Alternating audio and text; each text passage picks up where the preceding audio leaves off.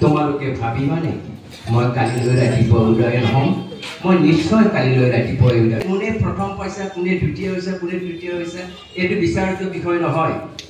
কিন্তু তোমালোকৰ যিটো সাহস, এই সাহসটো মই শ্ৰদ্ধা জনাইছোঁ, সন্মান জনাইছোঁ। আৰু অকণিৰ কবিতা ঘৰৰ এই প্ৰচেষ্টা, এই মহান প্ৰচেষ্টাক মই শলাগ লৈছোঁ। যে পিতৃ পৰিচয়ও নাজানে, মাতৃ পৰিচয়ও নাজানে, কিন্তু কৰ্ণ এনেকুৱা বন্ধু যি পৰাজয় জানিও বন্ধুত্ব অস্বীকাৰ কৰা নাছিল। কিন্তু যুধিষ্ঠিৰক সংগ দিছিল, কৰ্ণই দুৰ্যোধনক সংগ দিছিল। তোমালোকে বিচাৰ কৰিবা বন্ধু কাক? অকণিৰ কবিতা ঘৰ তোমালোকৰ এজন পৰম বন্ধু। তোমালোকৰ আনন্দতো অকণিৰ কবিতা ঘৰ আছে, তোমালোকৰ কিবা বেয়া দিনতো অকণিৰ কবিতা ঘৰ তোমালোকৰ। প্ৰতিযোগিতাৰ আয়োজন কৰিলে, তাক লৈ মই অকণি কবিতাৰ ঘৰৰ উদ্যোক্তা, সম্পাদক, সভাপতিকে প্ৰতিটো শাখাৰ সভাপতি, সম্পাদক, কাৰ্যকৰ্তাসকলক মই কৃতজ্ঞতা জনাইছোঁ।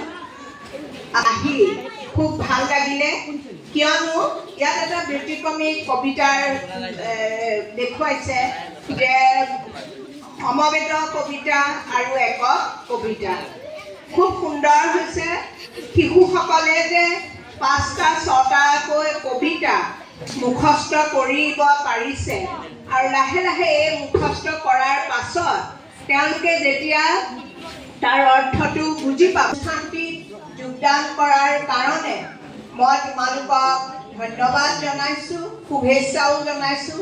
আগলৈ যাতে আৰু সুন্দৰ সুন্দৰ কবিতা পাঠ কৰি, কবিতা প্ৰতিযোগিতাত অংশগ্ৰহণ কৰি তোমালোকে সুনাম কঢ়িয়াই আনিব পাৰা। তোমালোকৰ কাৰণে আজি ডাঙৰ কথা হৈছে, তোমালোকে যে একে হেৰিতে 5-6টা কবিতা মুখস্থ কৰিব পাৰিছা।